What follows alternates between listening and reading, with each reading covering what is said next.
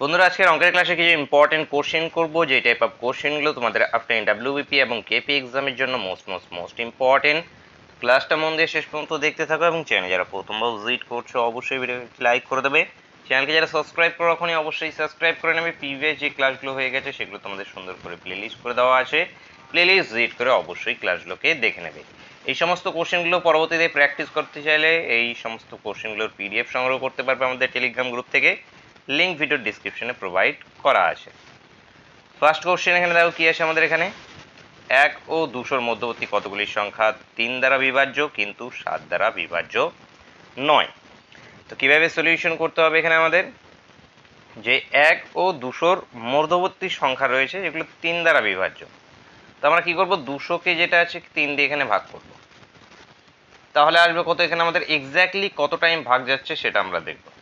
তো এক্স্যাক্টলি এখানে দেখো 3 × 6 = 18, 3 × 6 = 18, তারপর যেটা আছে অবশিষ্ট আছে, কিন্তু অবশিষ্ট আমাদের প্রয়োজন নেই। এক্স্যাক্টলি কত টাইম যাচ্ছে, এক্স্যাক্টলি 66 টাইম যাচ্ছে। তার মানে আমি বলতে পারি যে 1 ও 200-র মধ্যবর্তী টোটাল 66টি সংখ্যা রয়েছে যেগুলো 3 দ্বারা বিভাজ্য, মানে 3 দিয়ে ভাগ যাবে। কিন্তু আমাদের বলা হয় যে 3 দিয়ে তো ভাগ যাবে, এর সঙ্গে সঙ্গে যাতে 7 দ্বারা বিভাজ্য যাতে না হয় সেটাও আমাদেরকে এখানে নির্ণয় করতে হবে। তো 7 দ্বারা যাতে বিভাজ্য না হয় সেই জন্য আমরা কি করব, এই যে 66, এই 66কে 7 দিয়ে ভাগ করব। 66কে 7 দিয়ে ভাগ করলে আমরা পেয়ে যাবো যে কতগুলি সংখ্যা যেটা আছে 7 দ্বারা বিভাজ্য বা 7 দ্বারা ভাগ যাবে। তো এখান থেকে আমরা যদি করে নিই, তো এক্স্যাক্টলি কত টাইম যাচ্ছে, 7 লং 63, মানে 9 টাইমস এক্স্যাক্টলি যাচ্ছে। তার মানে এদের মিডিলে আবারও এমন সংখ্যা রয়েছে টোটাল 9টি যেগুলো আবার 7 দ্বারা বিভাজ্য, মানে 3 দ্বারা তো বিভাজ্যই, প্লাস যেটা আছে 7 দ্বারাও বিভাজ্য এগুলো। কিন্তু আমাদের কোশ্চেনটাতে বলা হয় যে 7 দ্বারা যাতে বিভাজ্য না হয়, যাতে বিভাজ্য না হয়। তার মানে কি 66টা তো আমাদের 3 দ্বারা বিভাজ্য, কিন্তু এখানে 7 দ্বারা বিভাজ্য যেহেতু নয় আমাদের বলা হয়েছে, সেরকম কটা 7 দ্বারা বিভাজ্য আসছে, 9টা 7 দ্বারা বিভাজ্য সংখ্যা আসছে। তাহলে 9 যেহেতু বলেছি, তো আমরা এটা বাদ দিয়ে দেবো। এই 7 দ্বারা বিভাজ্য 9 বলেছে, তাহলে এই 9টাকে আমরা বাদ দিয়ে দেবো। তো বাদ দিয়ে দিলে কত চলে আসবে আমাদের এখানে, 57। এই 57টা যেটা আছে সংখ্যা রয়েছে যেগুলো আমাদের 3 দ্বারা বিভাজ্য কিন্তু 7 দ্বারা বিভাজ্য নয়। উত্তর অপশন সি। নেক্সট কোশ্চেন দেখব। পরের প্রশ্নটা আছে আমাদের এখানে, বড় থেকে ছোট আমাদের সাজাতে হবে। তো এখানে আমাদের 3-এর 5, 7-এর 9 এবং 11-র 13। তো প্রথমত নিচেরগুলো সবগুলোকে লসাগু নিয়ে করতে পারো, কিন্তু বলবো যে এখানে কোনাকুনি গুণ, কোনাকুনি গুণের ট্রিকটাই কেমন, যে 9, 7 লং বড় থেকে ছোট যেহেতু আমরা সাজাবো, তো আমরা প্রথমে এই 3টের মধ্যে বড় খুঁজি। তো এখানে দেখো 9, 3 লং এটা 27, 5 7 35, তাহলে এবার এদিকে আসছে 27, এদিকে আসছে 35, কোনাকুনি গুণ করলে তো 27 এবং 35-এর মধ্যে বড় কে বলো তো, 35টা বড়। তার মানে এই দুটো ভগ্নাংশের মধ্যে এই ভগ্নাংশটা বড়। ঠিক, এবার এটা যেহেতু বড়, এই দুটোর মধ্যে এবার লাগাই। দেখো 7 13 91 এবং 9 11 99, তাহলে এই দুটোর মধ্যে আবার কত আসলো, এখানে 91, এখানে 99, তাহলে এই দুটোর মধ্যে আবার বড় কে, 11/13টা এই দুটোর মধ্যে বড়। তার মানে সব থেকে বড় কে, 11/13। ঠিক আছে, এবার 11/13 সব থেকে বড় হয়ে গেছে। এবার এই দুটোর মধ্যে কে বড় কিভাবে নির্ণয় করবে, এই দুটোর মধ্যে একটু আগে আমরা বের করে নিয়েছি যে বড় কে, এই যে এটা, মানে 7/9। তার মানে এরপরে কোনটা আসবে, 7/9, এবং সবার শেষে আসবে কত আমাদের, 3/5। তো এটাই যেটা আছে আমাদের সিকোয়েন্স আসবে, যে বড় থেকে ছোট সাজালে প্রথমে আমাদের 11/13, 7/9, তারপর 3/5। Answer option C. Next question দেখব। এ বি এর দ্বিগুণ টাকা পায় এবং বি সি এর 1/3 টাকা পায়। 3000 টাকার মধ্যে এ কত টাকা পাবে সেটা আমাদের নির্ণয় করতে হবে। তো এ যেটা আছে দ্বিগুণ বি এর টাকা পায়, বি যেটা আছে আমাদের সি এর 1/3 টাকা পায়। তো প্রথমত আমরা এখান থেকে এ বি এবং সি এর মধ্যে যে অনুপাত, সেই অনুপাতটা নির্ণয় করে নেব। কিভাবে নির্ণয় করব, এ বাই বি এটা এসে যাবে আমাদের 2/1, বি বাই সি এটা এসে যাবে 1/3। ঠিক আছে, এইখান থেকে A is to B is to C is equals to কি আসবে, দেখো এখানে বি এর ভ্যালু 1, এখানেও বি এর ভ্যালু 1, তাহলে এখানে আসবে 2:1:3। তো এবার 3000 টাকা মোট টাকা, তার মধ্যে থেকে এ কত পাবে, 3000 টাকা মোট টাকা। এর রেশিও কত 2, 2 বাই এখানে কত ডিভাইড বাই কত 6, 6 দিয়ে কাটলে 5 6 30 মানে 500, 500 দুগুণ কত আমাদের 1000, 1000 বন্ধুরা এখান থেকে উত্তর আমাদের অপশন এ। নেক্সট কোশ্চেন, এ এবং বি যৌথভাবে একটি কোম্পানি খোলে। এ এর মূলধন বি এর 3 গুণ এবং এ এর বিনিয়োগ সময় বি এর নিয়োজিত সময়ের দ্বিগুণ। বছর শেষে বি 4000 টাকা লাভাংশ পেলে মোট কত লাভ হয় সেটি নির্ণয় করতে হবে আমাদের। কিভাবে করবে দেখো, এ এবং বি যৌথভাবে একটি কোম্পানি খুলেছে, এই যে এ, এই যে বি। এ এর মূলধন বি এর 3 গুণ, তো বি যদি x টাকা মূলধন ইনভেস্ট করে তাহলে এ যেটা আছে তার 3 গুণ করে মানে 3x করে। এ এর নিয়োজিত সময় বি এর নিয়োজিত সময়ের দ্বিগুণ, এ এর নিয়োজিত সময় বি এর সময়ের দ্বিগুণ, তো বি যদি y সময় লাগায় তাহলে এর সময় কত দ্বিগুণ 2y। তো এদের যদি অনুপাতটা নিয়ে নিই সেটা আমাদের কি চলে আসবে, তাদের লাভের অনুপাত। তো লাভের অনুপাতটা কত চলে আসবে 6:1, কেন এখানে আসবে 6xy, এখানে থাকবে xy অনুপাত যেহেতু কেটে যাবে তাহলে 6:1 চলে আসবে। এইবার এখানে কোশ্চেনটাতে আমাদের কিন্তু মোট লাভ নির্ণয় করতে বলা হয়েছে, বির কত টাকা লাভ হবে সেটি বলে দেওয়া হয়েছে কোশ্চেনে। বির লাভ 4000 টাকা হয়েছে এটা কোশ্চেনে বলে দেওয়া হয়েছে, কিন্তু আমাদের মোট লাভটা বের করতে হবে। তো আমি মোট লাভটাকে যেটা আছে আবার ধরছি x, এই x কিন্তু আলাদা, দেখো যে মোট লাভ ধরে নিচ্ছি x। তো x টাকা যদি যেটা আছে মোট লাভ হয় তাহলে এখানকার মধ্যে থেকে এ কত টাকা পাবে বলো তো, এ পাবে 6/7 মানে x ইন্টু 6/7। বি কত টাকা পাবে, বি পাবে 1/7, এই যে তাদের রেশিও, এটা তাদের লাভের অনুপাত। তো মোট লাভ থেকে এইভাবে আমাদের মোট অনেক কোশ্চেন আমাদের কি দেয়, মোট লাভটা দেওয়া থাকে, তা সেখান থেকে আমাদের বলে যে এ কত পাবে বা বি কত পাবে, কিন্তু এখানে আমাদের মোট লাভটা দিয়ে দেয়নি। এখানে আমাদের মোট লাভটা নির্ণয় করতে বলা হয়েছে, বি কত পাবে সেটা দিয়ে দেওয়া হয়েছে। তো এই যে এখানে মোট লাভ যদি x টাকা হয় সেখানকার থেকে বি কত টাকা পাবে, বি এর অংশ কত 1 অংশ, 1 অনুপাত কি দুটো আমাদের যোগ হয়ে যাবে 1/7, এটা ইজিক্যালস টু বি এর কত সঙ্গে সমান 4000 এর সঙ্গে সমান। তাহলে এখান থেকে x এর ভ্যালুটা কত আসবে 4 7 28000, এই 28000 টাকা। তাহলে মোট লাভাংশ কত 28000 টাকা, অ্যান্সার হবে অপশন সি। নেক্সট কোশ্চেন, 20 জন লোক দৈনিক 6 ঘন্টা কাজ করে একটি কাজ 18 দিনে সম্পন্ন করে। 15 জন লোক দৈনিক কত ঘন্টা কাজ করে 12 দিনে কাজটি শেষ করতে পারবে। ইজি কোশ্চেন, কি করব আমরা এখানে, 20 জন লোক 6 ঘন্টা করে কাজ করে একটি কাজ 18 দিনে সম্পন্ন করে। 15 জন লোক দৈনিক কত ঘন্টা x ঘন্টা ধরে কাজ করে 12 দিনে কাজটি সম্পন্ন করবে। এবার কাটাকাটি করে শুধু উত্তর নির্ণয় করো।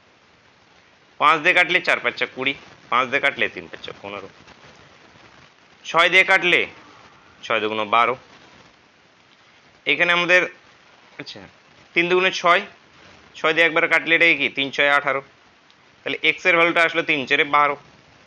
তো 12 এখান থেকে দৈনিক কত ঘন্টা কাজ করলে, 12 ঘন্টা কাজ করলে, তোর অপশন সি। নেক্সট কোশ্চেন, একটি খালি ট্যাঙ্ক এ ও বি দ্বারা যথাক্রমে 12 ও 15 মিনিটে ভর্তি হয় এবং ভর্তি ট্যাঙ্কটি সি নল দ্বারা x মিনিটে খালি হয়। 3টি নল একত্রে খোলা থাকলে ট্যাঙ্কটি 10 মিনিটে ভর্তি হয়। x এর মান কত সেটি আমাদের নির্ণয় করতে হবে। তো এখানে এলসিএম মেথডে গেলে আর হবে না, বেসিক কনসেপ্টে যাব আমরা। এ ট্যাঙ্ক যেটা আছে 12 মিনিটে, যেটা হচ্ছে খালি ট্যাঙ্ক 12 মিনিটে ভর্তি করে, প্রতি মিনিটে কত অংশ জল ঢোকায় 1/12।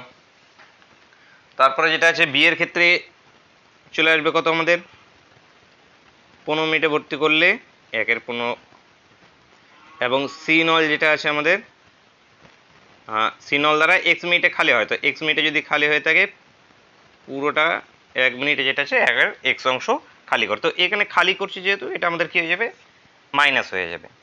এবার যদি 3টি নল যদি একসঙ্গে খোলা থাকে তাহলে যেটা আছে আমাদের কি হবে, এখানে 3টি নল যদি একসঙ্গে খোলা থাকে তাহলে কত টাইম লাগবে সেটা আমাদের কি নির্ণয় হবে, আমাদের 1/12 যোগ এসে যাবে আমাদের 1/15। এখানে যোগ হবে না মাইনাস হবে, মাইনাস হবে এখানে, কারণ লাস্টের যেটা আছে সেটা কি করছে খালি করছে, এটা ইজিক্যালস টু 1/x। এটা আমাদের কি যদি 3টি নল একসঙ্গে যদি খোলা থাকে তাহলে কত মিনিটে যে ট্যাঙ্কটি ভর্তি হবে সেটি আমাদের এখানে বেরিয়ে আসলো এক্স আকারে। আবার প্রশ্ন তো আবার আমাদের দেওয়া আছে যদি 3টি নল একসঙ্গে খুলে দেওয়া হয় তাহলে ট্যাঙ্কটি 10 মিনিটে ভর্তি হয়ে যায়। তাহলে 10 মিনিটে যদি ভর্তি হয়ে যায় প্রতি মিনিটে কত করে জল ঢোকে, এটা আমাদের 1/10 সঙ্গে সমান। এই এবার এখান থেকে ক্যালকুলেট করো কত আসবে, 60x 12 5 5x plus 4x minus 60 ইজিক্যালস two 1/10। এটার সঙ্গে এটা কাটবে, এটা আসবে আমাদের 9x minus 60 ইজিক্যালস two 6x। 6x কে যদি এইদিকে নিয়ে আসি তাহলে এইদিকে আসবে আমাদের 3x ইজিক্যালস টু 60, তাহলে x ইজিক্যালস টু আসবে আমাদের কত, 20। x এর মান কত বেরিয়ে আসলো আমাদের, 20। উত্তর আমাদের অপশন সি। নেক্সট কোশ্চেন কি বলেছে, এক কৃষক 9 ঘন্টায় 61 কিমি পথ যায়, সে কিছু পথ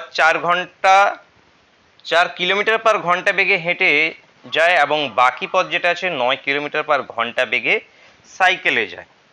সে কত মিনিট পথ হেঁটে গিয়েছিল সেটি আমাদের নির্ণয় করতে হবে। তো এখানে প্রথমত ধরে নেব আমরা সে যে x কিলোমিটার পথ সে হেঁটে গিয়েছিল, এবার সে কিছু পথ 4 কিলোমিটার পার ঘন্টা বেগে গিয়েছে। তো হেঁটে গিয়েছে কত, 4 কিলোমিটার পার ঘন্টা বেগে, যেটা হেঁটে গেছে এটা, তো হেঁটে যাওয়াটা আমি ধরে নিচ্ছি সে কত, x কিলোমিটার হেঁটে গিয়েছে। তো এখানে x কিলোমিটার যে হেঁটে যায় এটা কি ডিস্টেন্স x কিলোমিটার, এটা স্পিড কত 4 কিলোমিটার পার ঘন্টা। এখান থেকে আমরা কি নির্ণয় করতে পারি, টাইম নির্ণয় করতে পারি। টাইম ইজিক্যালস টু কি চলে আসবে, ডিস্টেন্স বাই স্পিড।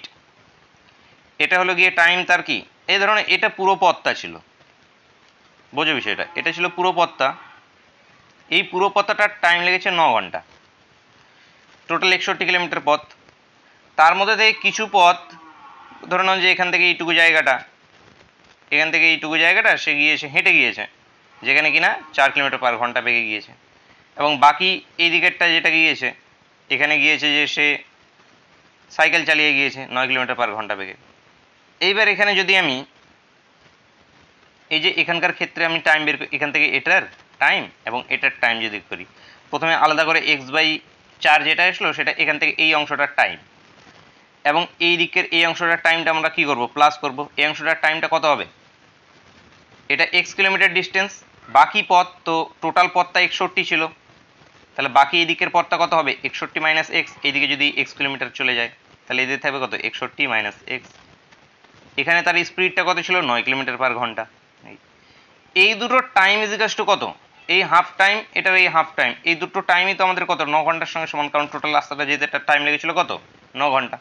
তাহলে এটা আমাদের কার সঙ্গে সমান এসে যাবে, যে 9 ঘন্টা যেটা আছে এই 9 ঘন্টার সঙ্গে আমাদের সমান আসবে। এবার এটাকে আমরা ক্যালকুলেট করব, 4 লং 36 9x প্লাস একবারে যদি গুণ করে দিই আমরা 4 কে 4 4 6 24 244 মাইনাস 4x ইজিক্যালস টু এদিকে 9, এদিকে আসবে আমাদের 5x, এটা ইজিক্যালস টু এদিকে চলে আসবে আমাদের 9 দিয়ে 9 6 লং 54 4 হাতে 5 3 লং 27 28 29 30 31 32 থেকে আমাদের 244 বাদ, তাহলে এখানে 0 4 8 4 12 80, তাহলে 5x ইজিক্যালস টু আসলো আমাদের কত, 80, x ইজিক্যালস টু আসলো 16 5 16 80। এখানে x এর ভ্যালুটা কত আসলো, যে কত কিমি পথ সে হেঁটে গিয়েছিল সে কত, 16 কিলোমিটার পথ। কোশ্চেনটাতেই যদি আমাদের জিজ্ঞেস করা হতো সে কতখানি পথ যেটা যে সাইকেল চালিয়ে গিয়েছিল, তাহলে কি আমাদের 61 মাইনাস 16 করে দিতাম, তাহলে ততখানি পথ যেটা আছে সাইকেল চালিয়ে গিয়েছিল। উত্তর কি হবে আমাদের অপশন সি। নেক্সট কোশ্চেন, একজন তার বেতনের 10% ব্যাংকে জমা রাখার পর অবশিষ্ট টাকার 4% বাড়ি ভাড়া দিলেন। তার বেতন যেটা আছে 5,000 টাকা হলে তিনি কত টাকা বাড়ি ভাড়া দিয়েছিলেন সেটা নির্ণয় করতে হবে। তো তার বেতন দিয়ে দিয়েছে আমাদের, তো বেতন যদি 5,000 টাকা হয় তার মধ্যে 10% ব্যাংকে জমা রেখেছে, তার মানে তার কাছে আর পড়ে আছে কত, 90%। তো এই যে 5 লং কত 45 00 ওই অবশিষ্ট 4% বাড়ি ভাড়া দিয়েছে, তো এটা অবশিষ্ট তার 4% বাড়ি ভাড়া দিয়েছে। তো এই যে 4% নির্ণয় করে নাও এখান থেকে। 4 5 20 শূন্য হাতে 2, 4 4 16 17 18 180 টাকা। 180 টাকা তিনি বাড়ি ভাড়া দিয়েছে। উত্তর অপশন সি। নেক্সট কোশ্চেন, এক ব্যক্তি 330 টাকায় একটি বই বিক্রি করায় 10% লাভ হয়। কত টাকা বইটি বিক্রি করলে তার 15% লাভ হতো? তো 330 টাকায় যেটা আছে একটা বই বিক্রি 10% লাভ হলে তার মানে কি 110%-এর ভ্যালুর দাম 330 টাকা। কত টাকা বইটি বিক্রি করলে তার 15% লাভ হতো, তার মানে 115%-এর ভ্যালুর দাম কত সেটা আমাদের নির্ণয় করতে বলা হয়েছে। ঠিক এভাবে করবো আমরা 310 ডিভাইড বাই 110 ইন্টু আমাদের আসবে 115। এটাতে কাটলে এটা কত 3 টাইমস, তাহলে এখানে কত 345। 345 বন্ধুরা উত্তর আমাদের অপশন সি। নেক্সট কোশ্চেন, 6535 টাকা 10% হারে 6 বছরের সুদ কত টাকা? শুধু সুদটা আমাদের নির্ণয় করতে হবে। তো এখানে কি 6535 টাকার 10% হারে 6 বছরের সুদ কত? এখান থেকে এটা কাটো, এটা আর এখানে কাটার দরকার নেই, একবারে যেটা আছে গুণ করো। দাও 6 5 6 30 শূন্য হাতে 3, 6 3 6 18 19 20 21 1 হাতে 2, 6 5 6 30 32 2 হাতে 3, 6 6 36 3 39। এবার এখানে এই যে নিচে একটা কি 10 ছিল, শূন্য ছিল, এই শূন্যর সঙ্গে এই শূন্য কেটে যাবে, তার মানে পড়ে থাকবে কত আমাদের 3921 টাকা। তো 3921 টাকা বন্ধুরা এখান থেকে উত্তর হবে অপশন বি। নেক্সট কোশ্চেন এসে গেলে শেষ কোশ্চেন এবং তোমাদের জন্য হোমওয়ার্কের কোশ্চেন। সকলে এটি কমেন্ট করে জানাবে যে অ্যান্সার কি বেরিয়ে আসবে। কি আছে আমাদের এখানে, কোন শহরের জনসংখ্যা প্রতি বছর 5% হারে বৃদ্ধি পায়? যদি বর্তমান জনসংখ্যা 9261 হয় তবে 3 বছর আগে জনসংখ্যা কত ছিল? তো কি হবে সেটি সকলে অবশ্যই কমেন্ট করে জানাবে। তো বন্ধুরা দেখা হচ্ছে নেক্সট ক্লাসে। Thank you for watching.